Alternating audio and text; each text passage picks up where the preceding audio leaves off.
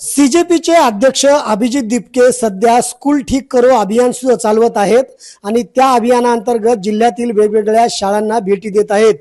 हिंगोली जिल्ह्यातील औंढा तालुक्यातील बेरोळा गावामध्ये जिल्हा परिषदेच्या शाळेतील विद्यार्थ्यांची जर अवस्था पाहिली तर तुम्हाला देखील संताप आल्याशिवाय राहणार नाही।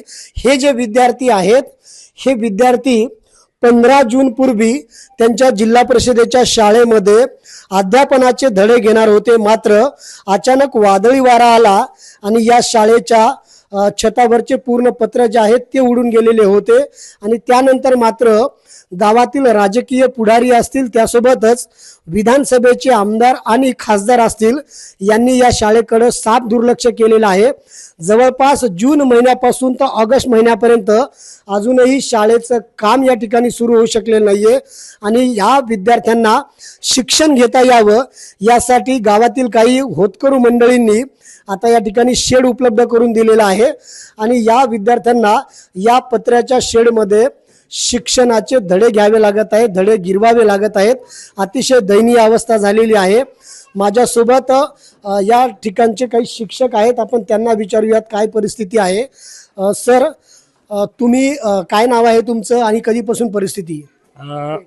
माझं नाव सुशील मठपती आहे।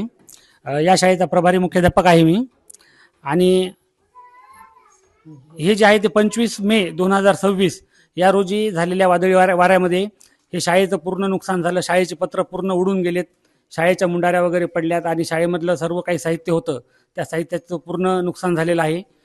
त्यानंतर आम्ही ते पूर्ण साहित्य म्हणजे जागा पूर्ण साफ करून घेतली व त्यानंतर पर्यायी व्यवस्था करण्यासाठी गावकऱ्यांसोबत आम्ही थोडासा सर्वे केला आणि बघितलं। शाळा व्यवस्थापन समिती, त्याचे अध्यक्ष व सर्व गावकरी मंडळींनी आम्हाला चांगल्या प्रकारे सहकार्य करून ही जागा आम्हाला उपलब्ध करून दिली व हे शेड उपलब्ध करून दिलं। अतिशय हा सगळा धक्कादायक प्रकार म्हणावा लागेल की जिल्हा परिषदेच्या शाळेवरील पत्रे उडून गेल्याच्या नंतर जवळपास 3 ते 4 महिने झाले तरी देखील बेरोळा गावातील जिल्हा परिषद शाळेमध्ये शिक्षण विभाग किंवा लोकप्रतिनिधीकडून अजूनही कुठलं काम सुरू झालेलं नाहीये।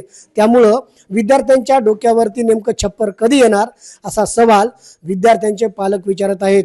संदीप नागरे, साम टीव्ही न्यूज, हिंगोली।